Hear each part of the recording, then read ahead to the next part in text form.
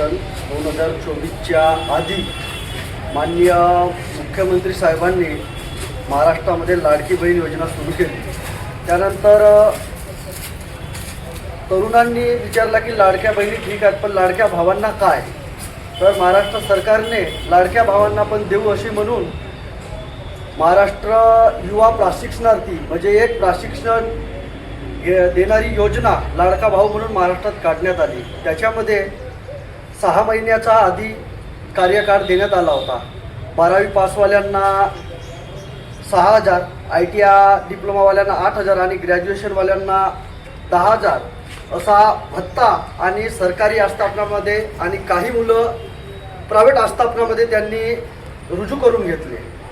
त्याच्यामध्ये त्या GR मुद्दा क्रमांक 4.5 मध्ये एक मुद्दा असा लिहिलेला होता की प्रशिक्षण काळ पूर्ण झाल्यानंतर त्या मुलांना त्याच आस्थापनेची इच्छा असल्यास त्या ठिकाणी कायमस्वरूपी रोजगार देण्यात येईल। त्याच्यानंतर 6 महिन्यानंतर सरकारने पुन्हा दुर्लक्ष केले। त्याच्यानंतर आंदोलने झाली। त्याच्यानंतर सरकारने पुन्हा 5 महिने या कार्यकाळाचे वाढवून दिले। जवळपास महाराष्ट्रामध्ये 1,25,000 मुलं सरकारी आस्थापनेमध्ये काम करत आहेत। ग्रामपंचायत असो की जिल्हा परिषद शाळा, कुठे फॉरेस्ट विभाग, आरोग्य विभाग, इतरत्र ठिकाणी हे मुलं सरकारी आस्थापनामध्ये काम करत होते।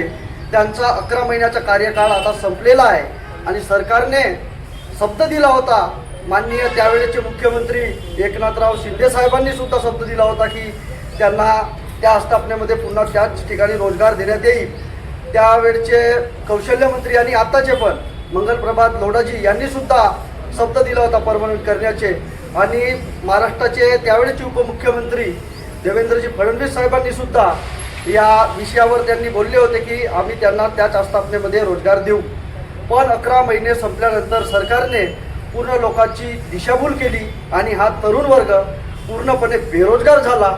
आणि काय करावे या तरुण पिढीला आज असा प्रश्न पडला। कित्येक लोकांनी यामध्ये 5 प्रशिक्षणार्थ्यांनी महाराष्ट्रामध्ये आत्महत्या पण केल्या। तर आता एकच विचारायचं आहे सरकारला की तुम्ही खरंच आम्हाला रोजगार देता की आम्हाला असंच वाऱ्यावर सोडता? काय ती योजना फक्त तुमच्या निवडणुकीच्या वोटिंग पुरताच होती का?